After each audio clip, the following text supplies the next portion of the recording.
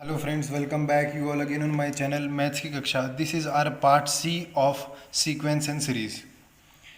In this video we are going to study our second type of sequence which is in our syllabus is geometric progression. Geometric progression को start करने से पहले एक important और बहुत ही अच्छे level का क्वेश्चन था जो कि पार्ट बी के एंड में था.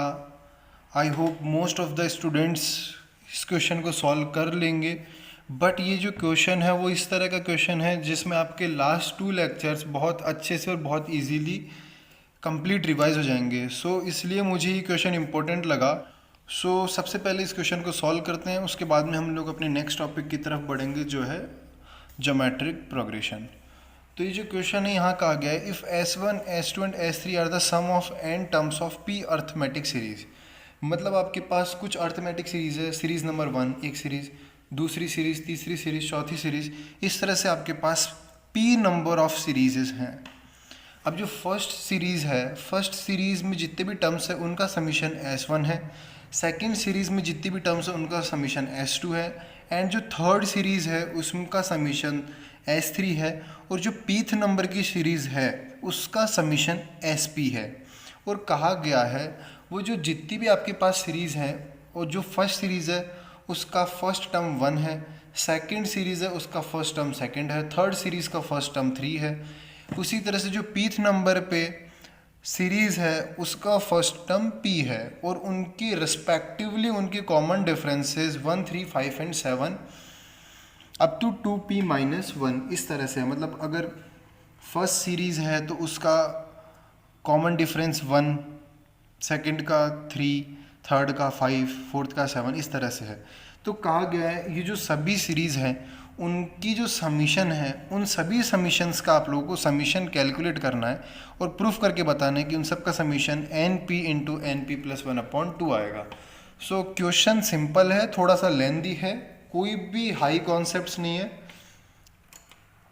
तो सबसे पहले आप लोगों को इस क्वेश्चन को सॉल्व करने के लिए क्या करना है, सबसे पहले तो हम लोग निकाल लेते जो फर्स्ट जो सीरीज़ है, फर्स्ट सीरीज़. तो सीरीज़ नंबर 1 का A 1 है और डिफरेंस 1 है. तो इस केस में जो सीरीज़ नंबर 1 का समीशन जिसको कि हम लोग S1 बोलेंगे वो आ जाएगा n/2 into 2a, here a is 1 plus n-1 into difference is 1. Then series number 2, this is the number of series number 2 का a जो है वो है 2, d जो है वो 3 है, और उस सेकेंड सीरीज़ का समीशन आ जाएगा n/2 into 2a. 2 into a का वैल्यू यहाँ पे 2 है, प्लस n-1 इंटू डिफरेंस 3 है. उसी तरह से सीरीज़ नंबर 3 का a का वैल्यू 3, d का वैल्यू 5. तो सीरीज़ नंबर 3 का सॉल्यूशन समीशन आ जाएगा n/2 into 2a3 plus n-1 into difference d का वैल्यू 5. तो इस तरह से जो pth नंबर की सीरीज़ है उसका a बोला गया है p, d बोला गया है 2p-1. तो इस तरह से उसका SP आ जाएगा n/2 into 2a means 2p plus n-1 into d का वैल्यू 2p-1. तो ये हम लोगों का सभी S1, S2, S3 up to SP का वैल्यू हो गया. नाउ इन सब का समीशन करना है तो उसको हम लोग सिंपली लिख सकते हैं S of summation of SI, here I is equals to 1 से लेकर के P तक जाएगा. सबका सम अप करेंगे आप लोग तो n/2 आप लोग कॉमन ले सकते हैं पूरी इक्वेशन में. सबके समीशन में से n/2 कॉमन आ जाएगा, और जो आपके पास बचेगा वो बचेगा 2 प्लस. अब क्या करना है आपको, ये जो ब्रैकेट्स है, ब्रैकेट 2 बड़े ब्रैकेट्स में आप लोग आउटर ब्रैकेट्स में 2 आउटर ब्रैकेट्स में ये सब आपको लिखना है, first term, second term, third term, fourth term. तो यहाँ पे आप लोग 2 इंटू 2, 2 इंटू 3, 2 इंटू p इस तरह से लिखा है. तो यहाँ से भी आप लोग सबसे पहले 2 कॉमन ले लें. तो 2 कॉमन लेने के बाद में बच जाएगा 1, 2, 3, 4 इस तरह से अप टू p. तो 1 plus 2 plus 3 up to p, then after plus का साइन, प्लस का सम, देन आफ्टर हर टर्म में n-1 है तो n-1 ले लेंगे, और उसके बाद में n-1 के साथ में सब में से अगर n-1 कॉमन ले लिया आउटर ब्रैकेट के अंदर, तो n-1 के साथ मल्टीप्लिकेशन में बन जाएगा 1 plus 3 plus 5 plus 7 up to 2p-1. I hope you understand this. Now 1 plus 2 plus 3 plus up to p, ये भी एक AP है, this is also an AP. अब इस AP का समीशन आप लोग यहाँ लिखेंगे तो वो बन जाएगा p इंटू p प्लस 1/2. इसके साथ में 2 मल्टीप्लाइड है तो 2 मल्टीप्लाई कर दिया, then plus times of n-1. Here 1 plus 3 plus 5 plus 7 up to 2p-1. This is also an AP, increasing AP with difference, common difference 2. तो इसके लिए भी जनरल टर्म हो जाएगा, इसका अगर आप लोग समीशन करेंगे, समीशन हम लोग देख चुके हैं, तो इसका समीशन p स्क्वायर आ जाएगा. तो आप लोग लिख सकते हैं यहाँ पे सिंपली p स्क्वायर, ये outer brackets into n/2. Now simply 2 get cancelled with 2 and p square get cancelled with p. The final answer is summation of i is equals to 1 से लेकर के p तक हो जाएगा np upon 2 multiplied by np plus 1. So this is our answer of this question. Question सिर्फ lengthy है, कुछ भी ऐसा नहीं है कि अदर चैप्टर्स के कॉन्सेप्ट भी आ गए, 3-4 चैप्टर के कॉन्सेप्ट मिक्सअप है, ऐसा कुछ नहीं है. सिर्फ चैप्टर की प्रैक्टिस हो सके आप लोगों की, इसलिए ये क्वेश्चन डाला है.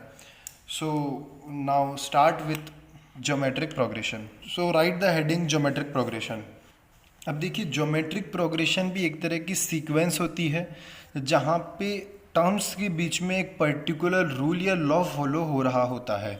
तो इसमें किस तरह का रूल, क्या लॉ फॉलो होता है, वो हम लोगों को स्टडी करना है.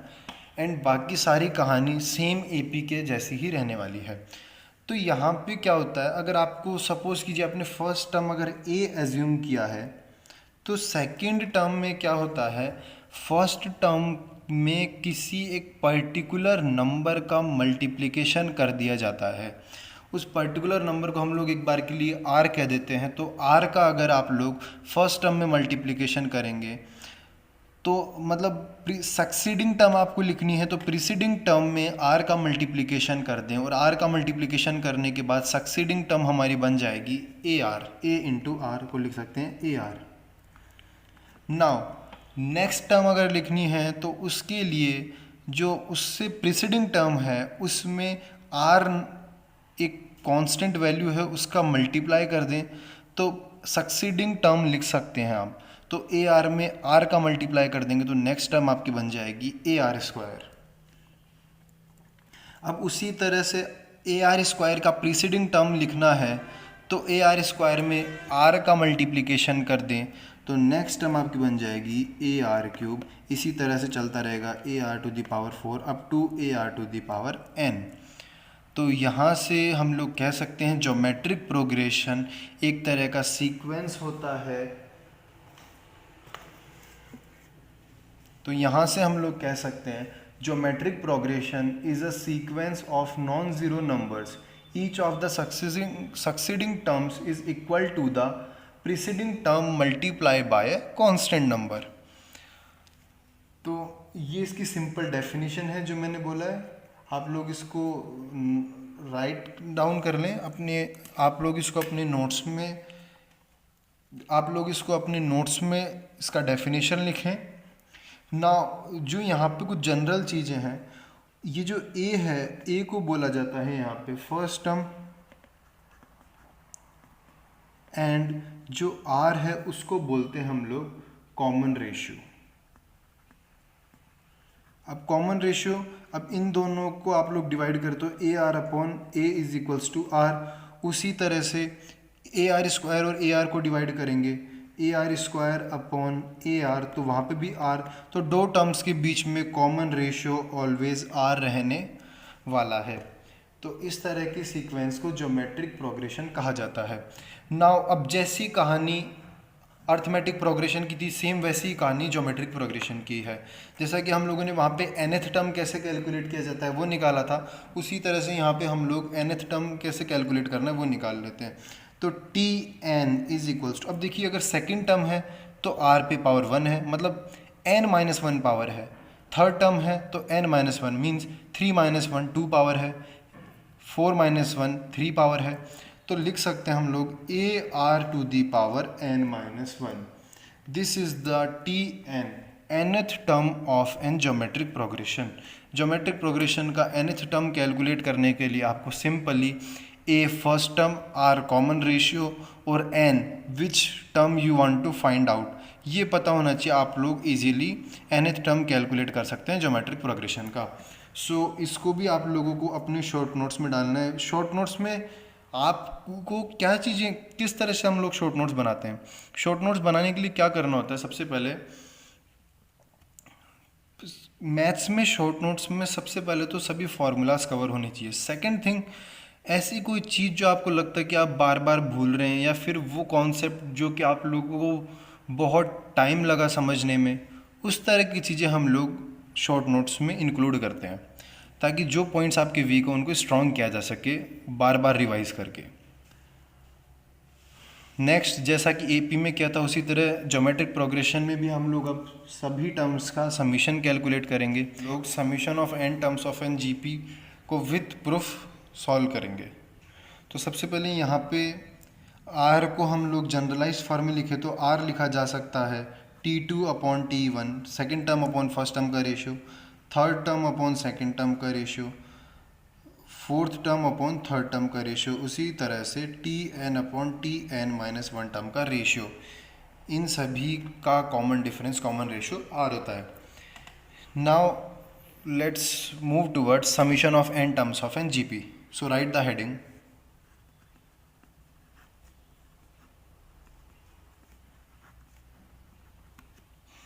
अब देखिए जीपी के एन टर्म्स का सोल्यूशन आप लोगों को कैलकुलेट करना है, तो आप लोग लिख सकते हैं simply Sn is equals to a plus AR plus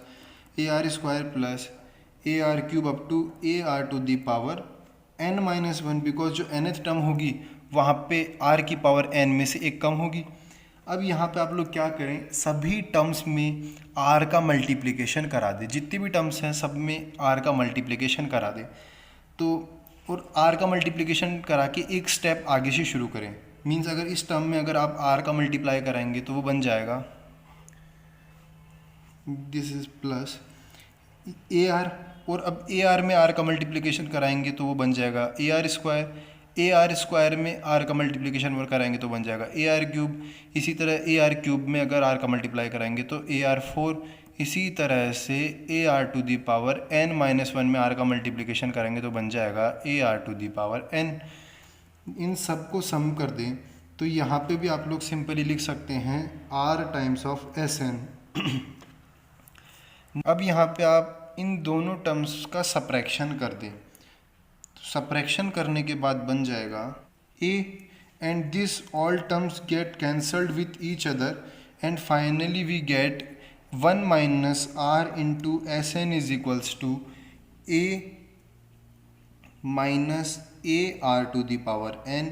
यहाँ से Sn का वैल्यू आ गया a into 1 minus R⁻n upon 1 minus r।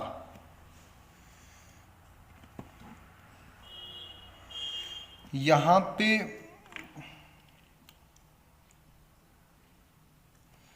And इसी को आप लोग लिख भी सकते हैं a into R⁻n-1 upon r-1, और यहाँ पे सबसे इम्पोर्टेंट थिंग, मॉड r का वैल्यू नॉट इक्वल्स टू 1 होना चाहिए, 1 के इक्वल नहीं होना चाहिए मॉड r, बिकॉज अदरवाइज इसका डिनोमिनेटर इनफाइनाइट जाएगा और टर्म अनडिफाइंड बन जाएगी। तो समीशन का फॉर्मूला हो गया ज्योमेट्रिक प्रोग्रेशन के लिए Sn is equals to a into 1 minus R⁻n upon 1 minus r। So this is also an important formula, इसको भी आप लोगों को अपने नोट्स में, शॉर्ट नोट्स में शामिल करना है. Now so this is formula number A, this is formula number B. Now जैसा कि वहाँ पे समीशन के 2 फार्मूलाज थे. Second is for if we have given both first term and last term. यहाँ पे भी वैसा ही कुछ है. अगर यहाँ पे सीरीज़ इनफाइनाइट तक चली जाती है, ज्योमेट्रिक प्रोग्रेशन की सीरीज़ अगर इनफाइनाइट तक चली जाए, तो उस केस में हम लोग किस तरह से समीशन कैलकुलेट कर सकते हैं. तो यहाँ पे इनफाइनाइट सीरीज़ के लिए समीशन का आप लोग डायरेक्ट फार्मूला लिख लें. एस इनफाइनाइट अगर आता है तो उस केस में फार्मूला हो जाता है a upon 1 minus R. Here a is first term and r is the common ratio. और one of the most important condition, इस कंडीशन को अक्सर 90% स्टूडेंट भूल जाते हैं, बट ये कंडीशन आपको याद रखना है. मॉड r का वैल्यू 0 to 1 के बीच में होना चाहिए.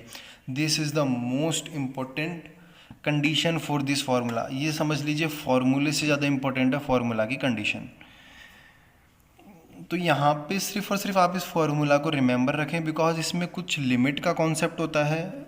लिमिट के कॉन्सेप्ट से आप लोग एस इन्फिनिटी कैलकुलेट करते हैं एस एन से. जैसा कि हम लोग एस एन का फार्मूला पढ़ चुके हैं, A into R to the power N minus one upon R minus one. उसी से एस इन्फिनिटी कैलकुलेट हो जाता है, बट यूजिंग लिमिट्स. सो आप लोगों में से जो 11th का स्टूडेंट है वो अभी तक लिमिट नहीं पढ़ा होगा. अदरवाइज जब आप लोग लिमिट पढ़े हैं तब आप लोग इसका प्रूफ देख सकते हैं, खुद से आप लोग इसका प्रूफ कर सकते हैं. Otherwise it is not needed, आपको डायरेक्टली फार्मूला ही काम आएगा. नेक्स्ट ये थे कुछ इंपॉर्टेंट फार्मूला, इसको भी स्टार मार्क करें और ये भी आप लोगों के शॉर्ट नोट्स में जाना चाहिए. Next properties of GP. GP की कुछ प्रॉपर्टीज़ है जैसा कि अर्थमेटिक प्रोग्रेशन की प्रॉपर्टीज़ थी. So write here the properties of GP. First property is, जैसा कि आप लोगों ने एपी में देखा था, अर्थमेटिक प्रोग्रेशन के केस में अगर एपी की टर्म्स के किसी भी एपी की सीक्वेंस के एवरी मेंबर को अगर किसी पर्टिकुलर नंबर से मल्टीप्लाई, डिवाइड, सब्ट्रैक्ट या ऐड कर दिया जाए तो रिजल्टिंग सीरीज़ जो आपके पास बनेगी वो एक एपी ही होगी. बट जीपी की भी कुछ इसी तरह की प्रॉपर्टी है, बट थोड़ा चेंज है. जीपी में क्या होता है, सब्ट्रैक्शन और एडिशन के लिए हम लोग श्योर नहीं होते हैं, उसके लिए कुछ भी नहीं कहा जा सकता है. बट मल्टीप्लिकेशन और डिवीज़न के केस में रिजल्टिंग सीरीज़ आपके पास जीपी आनी है. मीन्स टू से इफ़ अगर आप लोगों की जीपी का एवरी टर्म किसी पर्टिकुलर नंबर से मल्टीप्लाई या फिर डिवाइड कर दिया जाए तो जो रिजल्टिंग सीरीज़ आप लोगों के पास बनेगी वो एक जीपी ही बनेगी. जैसा कि आप लोग देख सकते हैं 4, 8, 16, 32. इसमें आप लोग अगर हर टर्म को 2 से मल्टीप्लाई करा देंगे तो 8, 16, 32, 64 इस तरह से आप लोगों के पास सीक्वेंस बनता चला जाएगा और वो भी एक रिजल्टिंग जीपी ही होगी. सो ये सब प्रॉपर्टीज़ हैं जो कि काफ़ी केसेस को देख करके बनाई गई है. तो ये ऑलवेज़ एप्लीकेबल होंगी बिकॉज प्रॉपर्टी चेंज नहीं होती है. प्रॉपर्टीज़ ऐसी होती है जो ऑलवेज़ एप्लीकेबल हो, जो कि इम्पोर्टेंट हो, जो कि क्वेश्चंस को इजी बनाने के काम में आती है. नेक्स्ट प्रॉपर्टी, जैसा कि हम लोगों ने एपी में देखी थी नेक्स्ट प्रॉपर्टी की, एपी में किस तरह से हम लोगों को नंबर्स अज्यूम करने होते हैं, टर्म्स किस तरह से अज्यूम करनी होती है, उसी तरह से जीपी में भी कुछ रूल हैं जिस तरह से हम लोग टर्म्स को अज्यूम कर सकते हैं कि कौन सी टर्म हम लोगों को लेनी है. अगर आप लोगों को 3 कॉन्जिक्यूटिव टर्म्स अगर जीपी में लेनी होती है, उस केस में 3 कॉन्जिक्यूटिव टर्म्स हम लोग लेते हैं A upon R, A and A are.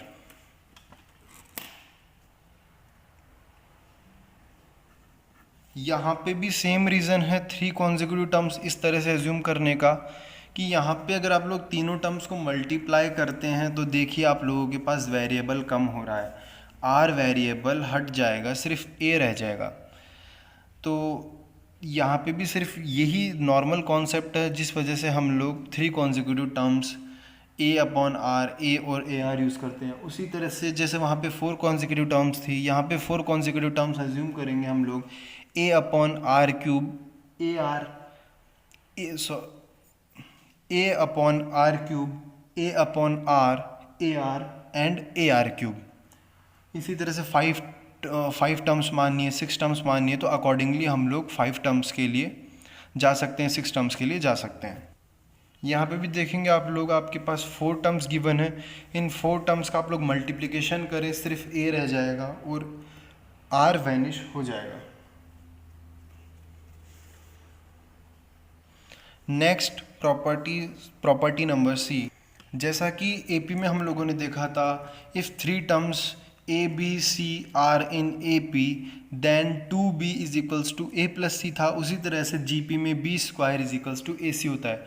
Because are का जो वैल्यू होता है, कॉमन रेशियो का जो वैल्यू होता है वो होता है B upon A is equals to C upon B. Now cross multiplying we get B square is equals to A C. तो सिंपली ये फॉर्मूला आ जाएगा आपके पास। 3 टर्म्स अगर जीपी में होते हैं then B square is equals to A C के। नेक्स्ट, इस वीडियो में इतना ही। नेक्स्ट वीडियो में हम लोग जीपी की ही प्रॉपर्टीज़ से कंटिन्यू करने वाले हैं। सो अगर आप लोगों को वीडियो पसंद आया तो अपने फ्रेंड्स के साथ शेयर करें, जो कि घर रह कर के ऑनलाइन स्टडी करना चाहते हैं जेई के लिए, जेई की मैथ्स प्रिपेयर करना चाहते हैं।